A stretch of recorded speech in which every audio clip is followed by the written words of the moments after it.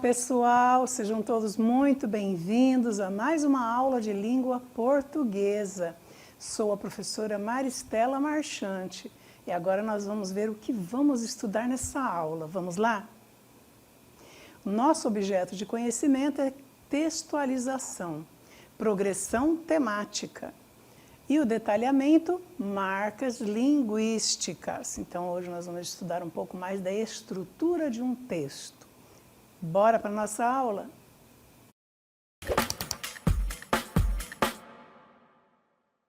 Muito bem, hoje na nossa aula nós vamos estudar um pouco sobre marcas linguísticas. Então, temos aí um assunto bastante importante, porque nós vamos detalhando aquilo que está dentro do texto. Nós vamos analisar a estrutura de um texto e vamos ver as marcas linguísticas. Dentro do processo de comunicação, nós temos vários elementos que nós vamos ver agora um por um. Vamos ver então os elementos de comunicação. Emissor ou locutor. Quem é o emissor ou o locutor? É aquele que elabora a mensagem, é aquele que fala, é aquele que está dizendo alguma coisa, ele é o emissor. E nós temos o receptor, que é o interlocutor. Então, se alguém fala, ele fala para alguém. E esse alguém, dentro dos elementos de comunicação, é o receptor ou o interlocutor, a quem a mensagem é dirigida, é a ele. O destino da mensagem é para o receptor ou o interlocutor. É quem capta a mensagem.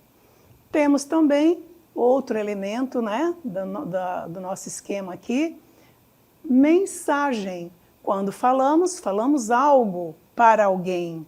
Então, esse algo que nós falamos ou nós escrevemos é a mensagem. Então, é um texto verbal ou não verbal. Ele pode ser verbal oral ou escrito, mas ele também pode ser não verbal. E o não verbal, nós já aprendemos que o texto não verbal, a linguagem não verbal é aquela gestual, sonora, né? Uma dança é uma linguagem não verbal, um som é uma linguagem não verbal, uma cor num semáforo é uma linguagem não verbal. Então, as mensagens elas podem ser verbais, escritas ou orais, ou pode ser não verbais também, né? Então, temos aí 3 elementos e temos agora o referente ou contexto, né? É o assunto. Do que se trata essa mensagem que eu quero falar para alguém? Do que se trata esse texto que eu quero escrever para alguém? Eu tenho um propósito, eu tenho um objetivo ao falar ou ao escrever. Então, o referente ou contexto é justamente o assunto, o tema do qual eu estou escrevendo. Mas quando nós falamos para alguém alguma coisa, tem que haver um canal, né? De que forma é isso? Canal ou veículo? O que vem a ser canal ou veículo? É o meio pelo qual a mensagem vai ser difundida. É o meio pelo qual a mensagem vai veicular, divulgar, vai ser divulgada. É o veículo condutor, né? E temos o código, muito importante o código. Se eu falo português, quero falar com alguém em português, então aquela pessoa para a qual eu vou escrever ou vou falar, também tem que conhecer o português, a língua portuguesa. Então esse código é importante que tanto o emissor como o receptor conheçam, seja o idioma ou na questão das variações linguísticas, quando nós falamos de grupos, né? Um skatista tem algumas gírias que outras pessoas não entendem. Então, quando ele vai falar com alguém que é do grupo dele, eles vão entender, porque eles conhecem o código. O código é comum aos dois, tanto ao emissor como ao receptor. Então, o código é muito importante, tá? O código é a forma como a mensagem se organiza. É um conjunto de sinais organizados de maneira que tanto o locutor quanto o interlocutor conheçam e tenham acesso. Então, temos aí os elementos de comunicação, básico para a nossa comunicação. Tá? As marcas linguísticas são elementos de um texto que fornecem informações sobre a pessoa que está se comunicando, o locutor. A pessoa com quem está se comunicando é o interlocutor. E o tipo de linguagem sendo utilizada, formal ou informal. O que é a língua formal ou a língua informal? Do que se trata? Como eu posso saber, como eu posso identificar uma linguagem formal e uma linguagem informal? A linguagem formal, ela é usada em situações formais. Por exemplo, uma reunião, por exemplo, uma entrevista de emprego. Então, são situações que nós precisamos usar a linguagem formal. O que é a linguagem formal? Nada mais é do que o uso da norma culta da língua. A língua portuguesa e todos os idiomas de todos os países têm a língua formal, a norma culta da língua e a língua coloquial, a linguagem coloquial, que é a linguagem do dia a dia, que não se preocupa com normas de gramática, tem muita gíria. Então, essa é a diferença. A linguagem formal, ela é exigida quando nós vamos fazer uma entrevista de emprego, vamos fazer uma redação para um concurso, quando vamos a uma entrevista de emprego, tá bom?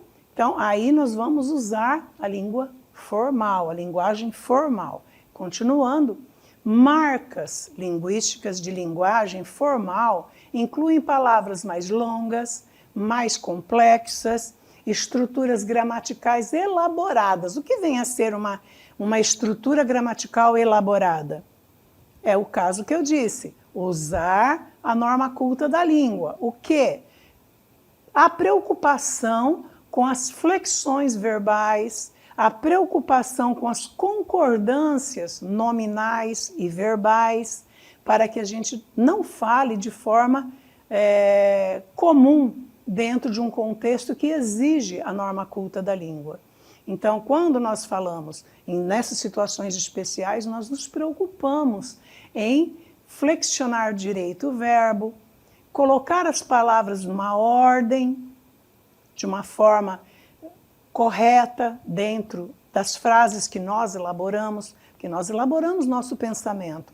Quando nós nos comunicamos, antes nós pensamos e colocamos as palavras em forma de frases, de períodos, para nos comunicar, para que a pessoa para quem nós estamos falando ou escrevendo possa entender o que eu estou querendo dizer para ela, né? Continuando. Então, esta é a questão das estruturas gramaticais elaboradas e o uso de pronomes de tratamento, como Vossa Excelência. No cotidiano, entre amigos, nós não vamos usar uma linguagem rebuscada.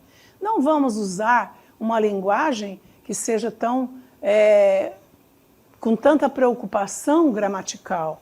Nós não vamos usar Vossa Excelência. Onde eu vou usar a palavra, esse pronome de tratamento, Vossa Excelência?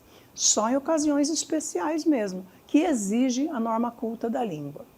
Já a norma, a linguagem informal, essa é mais tranquila, é mais descontraída e usada em situações do cotidiano. O que é? É do dia a dia, é entre amigos, é na escola, é em casa, é quando eu estou conversando com uma criança.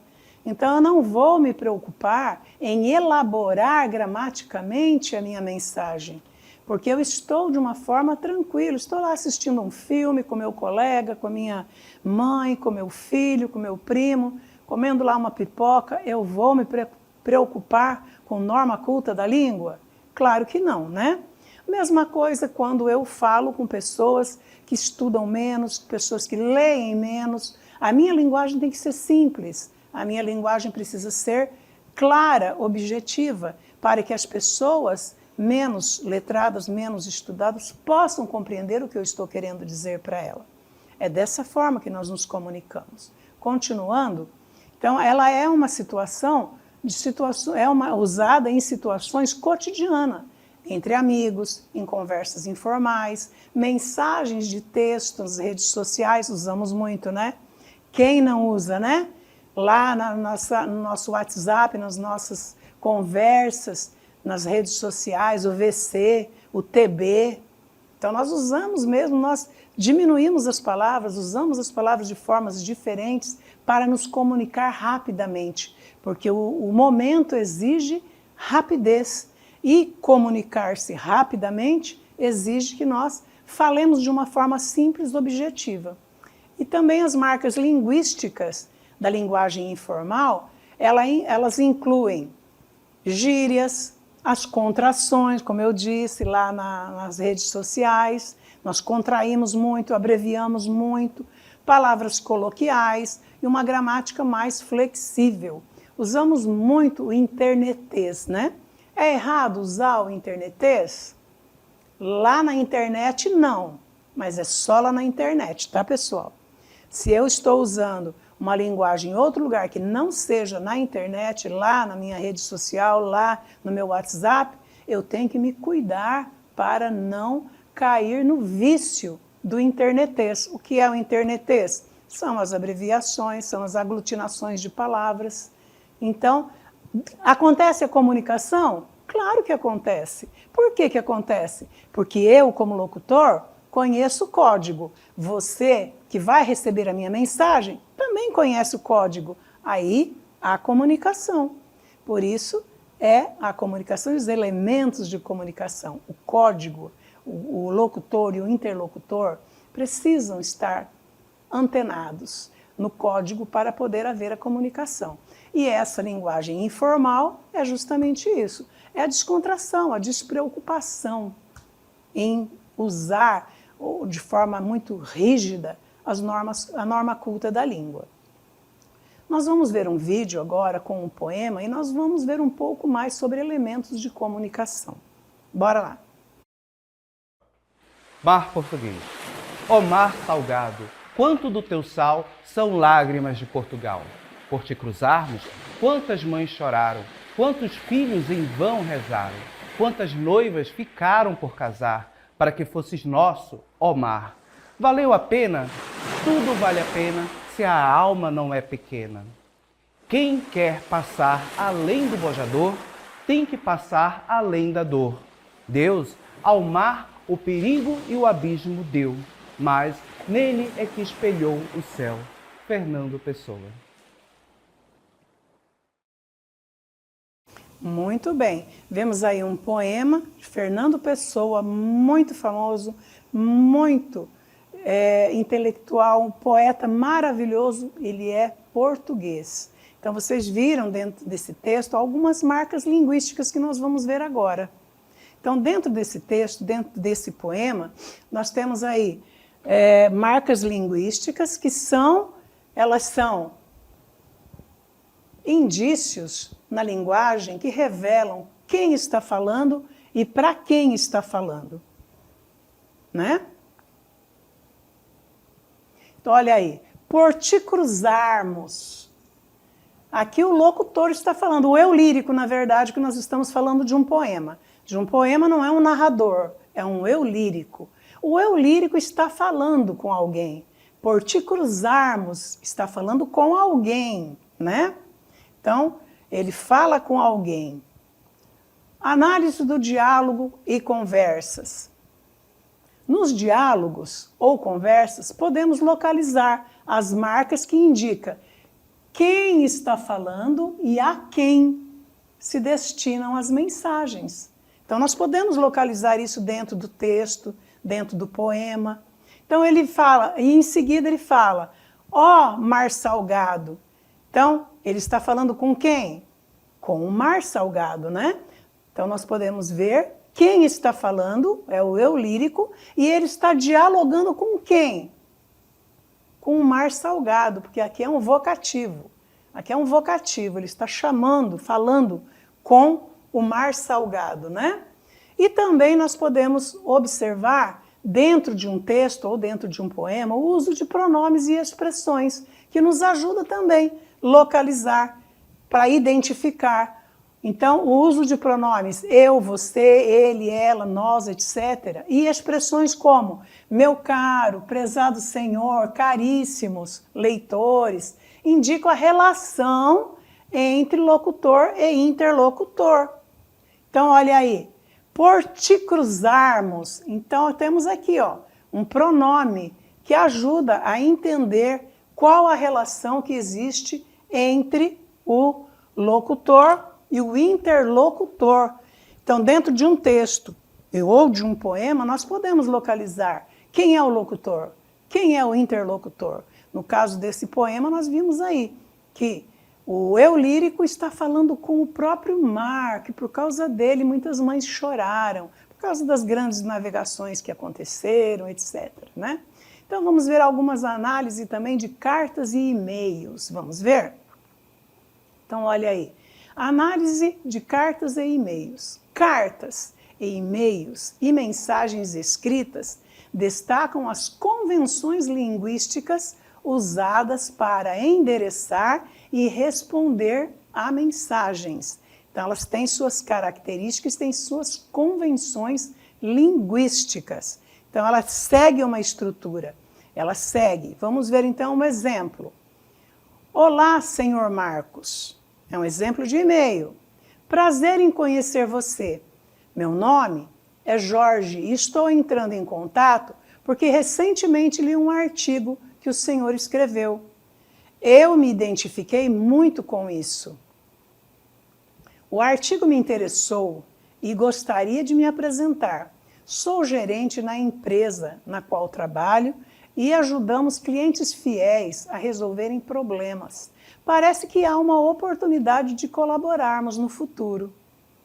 Adoraria trocar ideias e ver se a parceria faz sentido para nós.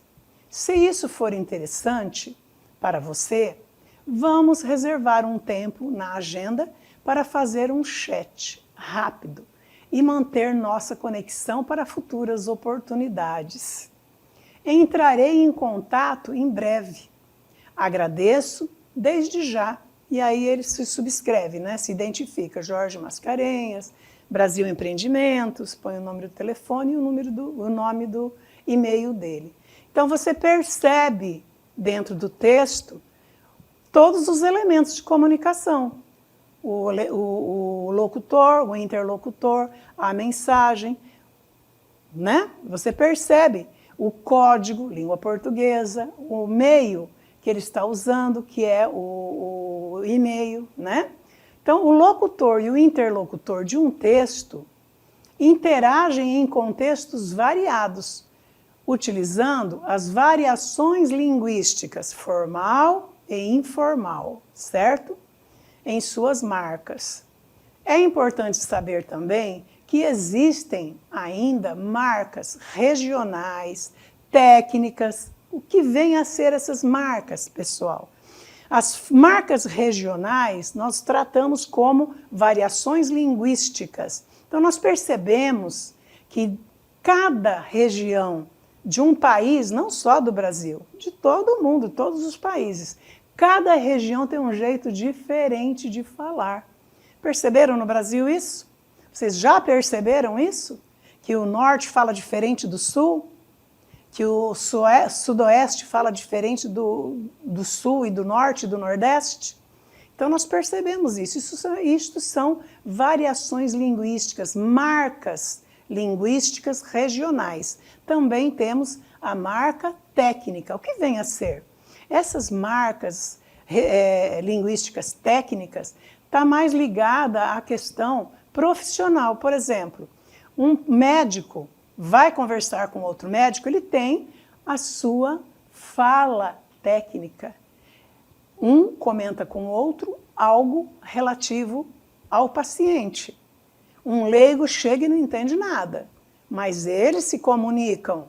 O locutor e o interlocutor se comunicam porque conhecem o código. Esse código além de ser língua portuguesa, É um código, é uma linguagem, é uma marca linguística técnica. Também temos temporais. Quando nós falamos em marcas linguísticas temporais, nós estamos falando da linguagem de uma criança, de um adolescente, de um adulto e de um idoso. Todos falam igual? Todos eles? Uma criança tem um tipo de linguagem, um adolescente tem as suas gírias, sempre renovadas, né? Cada geração tem uma porção, um léxico perfeito e pleno de gírias que são comuns ao período deles de adolescência. Uma gíria de hoje é diferente da gíria de uma década, de uma geração atrás, com certeza. Uma gíria e um falar de um idoso é diferente de um adulto e de uma criança. Os idosos têm uma forma diferente de se comunicar, de conversar, mesmo que seja dentro da língua portuguesa. Também podemos observar essa questão das marcas linguísticas, marcas importantes, sociais. Quando nós falamos com uma pessoa lá do interior, nós percebemos que eles falam mais tranquilo, mais arrastado, mais despreocupados. Já as pessoas da capital se preocupam um pouco mais em falar mais adequadamente, mas não é regra, certo? E falando também sobre as marcas linguísticas do Norte, do Nordeste, do Sul, vamos ver um vídeo com um poema no Nordeste. Cordel do Fogo Encantado. Ai, se um dia nós se gostasse, se um dia nós se querer, se nos dois se empareasse, se juntinho nós dois vivesse, se juntinho nós dois morasse, se juntinho nós dois dormisse, se juntinho nós dois morresse, se pro céu nos assubisse, mas porém acontecesse de São Pedro não abrisse a porta do céu e fosse de dizer qualquer tolice, e se eu me arritmia e tu com eu insistisse para eu me resolver, e a minha faca puxasse e o bucho do céu furasse, talvez que nos dois ficasse, talvez que nos dois caísse, e o céu furado arriasse e as virgens todas fugissem. Zé da Luz. Identificaram as marcas linguísticas aí nesse poema? Então, nós vimos aí uma marca linguística do Nordeste, do sertão. Então, mesmo dentro do Nordeste, nas capitais do Nordeste, eles não falam de uma forma tão tranquila, dessa forma tão simples assim. Mas do Nordeste, lá no sertão, eles falam arrastado, dessa forma como nós vimos no poema. Então, como é importante nós identificarmos as marcas linguísticas? Compreensão contextual, ajudar a entender o contexto e a relação entre as pessoas que estão se comunicando no texto.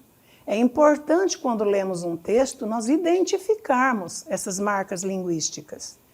A interpretação precisa, capacita a interpretação das mensagens de forma mais precisa, considerando a perspectiva de quem fala e de quem ouve. Então, quando nós vimos esse poema, logo identificamos, né? A forma como ele fala. Além de ter o sotaque e o jeito nordestino, tem a fala do caipira, a fala daquela pessoa do interiorzão mesmo, né? Então, é importante, ao lermos um texto, nós identificarmos todas essas marcas linguísticas, né? Que é a riqueza do nosso país. Nós somos um país muito rico linguisticamente falando, viu? Muito rico mesmo. O Brasil, ele tem uma diversidade linguística muito grande, especialmente aqui no Norte também, tá? O terceiro, leitura crítica. Desenvolve a capacidade de avaliar o tom, o propósito e a intenção do autor, bem como as estratégias de comunicação usadas. Dentro de uma leitura crítica, quando eu leio um texto, eu posso identificar o tom, o propósito, a intenção do autor. Porque quando eu escrevo, quando eu falo, Eu tenho uma intenção, ou é de informar, ou é de divertir, ou é de convencer. Então, eu tenho uma intenção dentro do meu texto, dentro da minha fala. Então, quando eu leio um texto, ou quando eu vejo um vídeo, ouço um discurso, eu preciso identificar qual é a intencionalidade desse autor, desse texto, dessa fala, né? Bem como as estratégias que ele usa para se comunicar. E 4, comunicação eficiente. Prepara para a comunicação de maneira eficaz, adaptando sua linguagem e estilo de acordo com o público-alvo. Eu não posso usar uma linguagem, eu não posso falar um texto, escrever um texto para uma criança usando palavras rebuscadas, palavras dentro da norma culta da língua que a criança não vai entender. Eu não posso falar com um jovem com uma linguagem que apenas os idosos vão compreender. Eu não posso falar com uma pessoa comum com uma linguagem técnica que é usada apenas por situações profissionais, como no caso de um advogado, que usa muita linguagem técnica, médicos usam linguagem técnica. Então, quando eu vou escrever um texto, quando eu vou falar com alguém, vou me comunicar, eu preciso ter em mente o meu público-alvo, para eu adequar a minha linguagem ao meu público-alvo, né? E continuando, análise do texto, urgência emocional. Se tudo é para ontem, se a vida engata uma primeira e sai em disparada, se não há mais tempo para paradas estratégicas, caímos fatalmente no vício de querer que os amores sejam igualmente resolvidos num átomo de segundo. Temos pressa para ouvir "eu te amo". Não vemos a hora de que fiquem estabelecidas as regras de convívio. Somos namorados, ficantes, casados ou amantes. Urgência emocional. Uma cilada. Associamos diversas palavras ao amor. Paixão, romance, sexo, adrenalina, palpitação. Esquecemos, no entanto, da palavra que viabiliza esse sentimento. Paciência. Amor sem paciência não vinga. Amor não pode ser mastigado e engolido com emergência, com fome desesperada. É uma refeição que pode durar uma vida. Que texto lindo, não é? Então nós vemos aí que esse texto traz para nós também bastante informação, não só sobre o sentimento, o amor, sobre os relacionamentos, mas também a forma como o Medeiros usou. Esse é um locutor que falou para que idade? Para todas as idades. Esse locutor se preparou e olhou o público-alvo que ele tinha, para poder adequar a linguagem para falar sobre o amor, falar sobre a linguagem do amor e dos relacionamentos. Então, nós precisamos sempre ter em mente, vou falar com alguém, preciso analisar como essa pessoa vai entender o que eu estou querendo transmitir. Então, eu tenho que olhar a faixa etária, eu tenho que olhar uma porção de coisas para poder adequar a minha linguagem para que eu consiga estabelecer a comunicação. Ok, pessoal? Muito obrigada pela atenção de vocês, agradeço a todos e até a próxima!